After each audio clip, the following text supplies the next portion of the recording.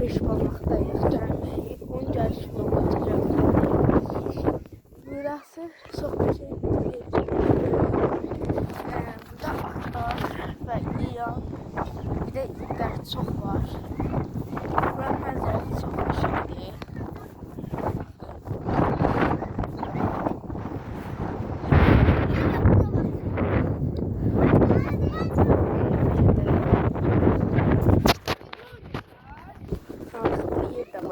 Yemeğe. Yavaş gazı böyle oturuyorum. Der elektristen görme yolu.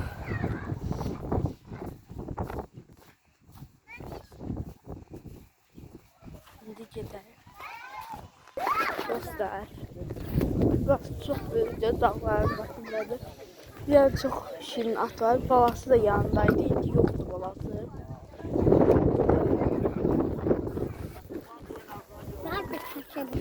Gösterildi.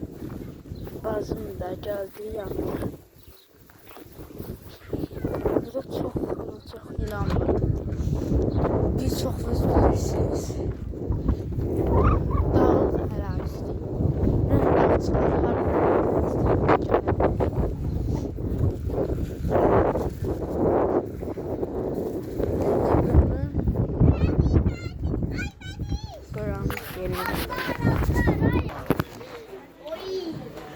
Geldik. Burası oturma alanıdır. Çok oturma yerleri var. Nerede burada? Ben hele ki 3 tane atıyorum. Biri iti bu bala. İt de orada elə durur. Qanqaldır, Sivas qanqal.